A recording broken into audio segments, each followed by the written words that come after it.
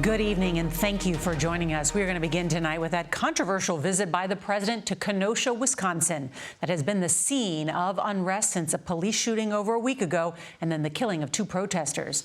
President Trump on the ground today, touring sites damaged by bouts of violence following the police shooting of Jacob Blake.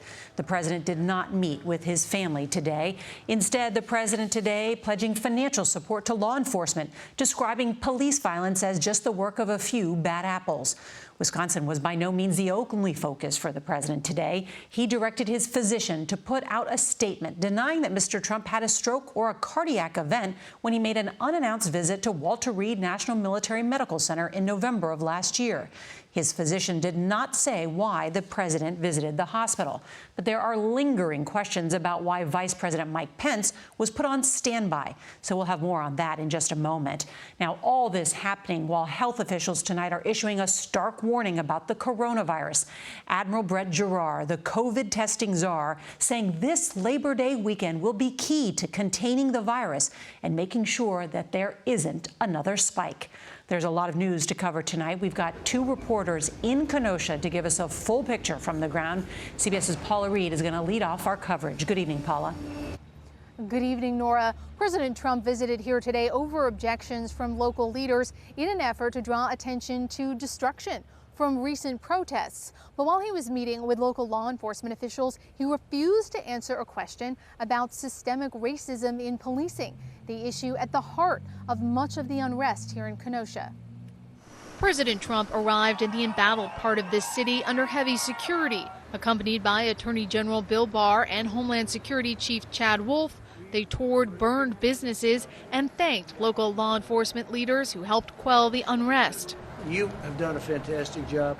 But Mr. Trump made no mention of the police shooting of Jacob Blake that prompted much of the violence, and he did not meet with the Blake family during today's visit.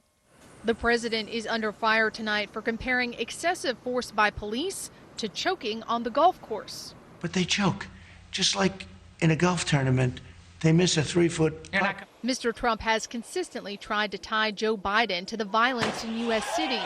Kenosha has been ravaged by anti-police and anti-American riots. Last night, he touted a strange and baseless claim that Biden was being controlled by the people in the streets. People that you've never heard of, people that are in the dark shadows, people that What does that mean? That sounds like conspiracy theory, dark shadows. No, what is people that you haven't heard of. They're people that are on the streets. They're people that are controlling the streets. Biden, who is expected to announce a record campaign fundraising haul of over $300 million in the month of August, has accused the president of inciting violence rather than working to stop it. Fires are burning, and we have a president who fans the flames rather than fighting the flames. But we must not burn. We have to build. Meanwhile, a new book on the president is raising questions about his health. It claims that Vice President Pence was told to stand by in case Mr. Trump was incapacitated during an unscheduled visit to Walter Reed Hospital last November. The president tweeted today that the idea that he suffered a series of mini strokes was fake news, but the author never mentions mini strokes in the book. The controversy forced the president's personal physician to release a statement saying he has not been evaluated for a stroke and remains healthy. Paula Reid, CBS News, Kenosha, Wisconsin.